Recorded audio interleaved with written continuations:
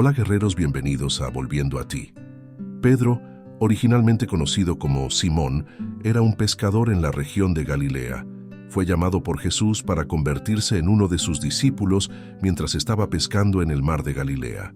Pedro dejó su trabajo como pescador para seguirlo y se convirtió en uno de sus discípulos más cercanos.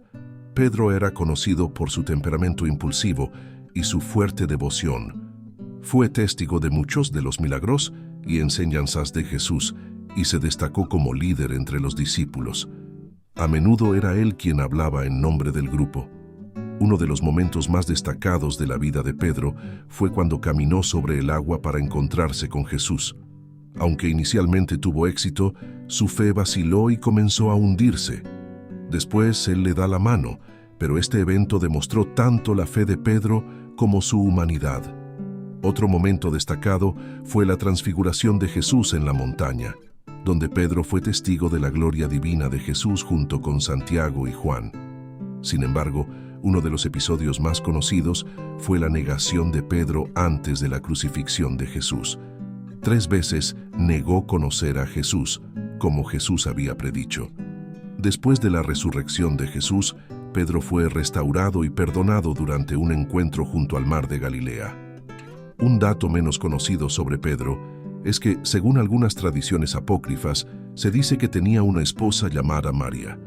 Aunque esta idea no está respaldada por los evangelios canónicos del Nuevo Testamento, algunos textos apócrifos, como el Evangelio de Felipe y el Evangelio de María, hacen referencia a una relación cercana entre Pedro y María, que se ha interpretado en algunos círculos como una relación matrimonial. Sin embargo, la veracidad de esta afirmación es objeto de debate entre los estudiosos religiosos.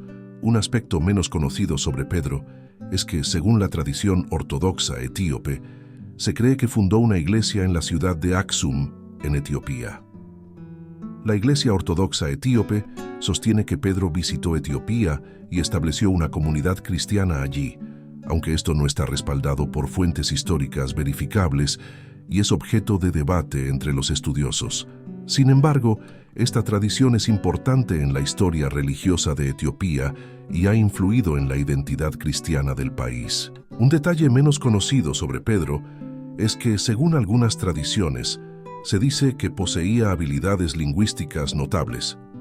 Aunque los evangelios no mencionan específicamente este aspecto de su vida, en el libro de los Hechos de los Apóstoles se relata cómo Pedro, junto con otros discípulos, fue capaz de hablar en diferentes idiomas durante el día de Pentecostés, lo que sugiere que pudo haber tenido una capacidad destacada para comunicarse en diversos idiomas para difundir el mensaje.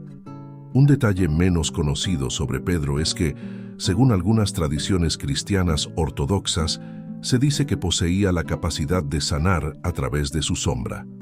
Esta creencia se basa en un pasaje del Nuevo Testamento, en el libro de los Hechos de los Apóstoles, donde se menciona que la gente llevaba a los enfermos a las calles para que la sombra de Pedro los cubriera, y así serían sanados. Esta práctica es vista como un ejemplo del poder divino que operaba a través de los apóstoles. Kefa es una palabra aramea que significa roca o piedra y es el equivalente arameo del nombre griego Petros y del nombre español Pedro. En los evangelios del Nuevo Testamento, Jesús a menudo se refiere a Simón como Kefa, en arameo, o Petros, en griego, lo que refleja su papel como la roca sobre la cual se edificaría la iglesia. El término Kefa se utiliza principalmente en el Evangelio de Juan, mientras que Petros se encuentra en los evangelios sinópticos. Es importante destacar que Kefa no era un nombre en sí mismo, sino más bien un título o apelativo que Jesús usaba para Simón, señalando su importancia y liderazgo entre los discípulos. Después de la ascensión de Jesús, Pedro se convirtió en un líder clave en la iglesia primitiva. Jugó un papel importante en la difusión del cristianismo, especialmente entre los judíos. Según la tradición, fue crucificado en Roma, pero pidió ser crucificado boca abajo porque no se consideraba digno de morir de la misma manera que Jesús. Si te gustó el video, deja un like y un comentario. Hasta la próxima, guerreros del pavimento.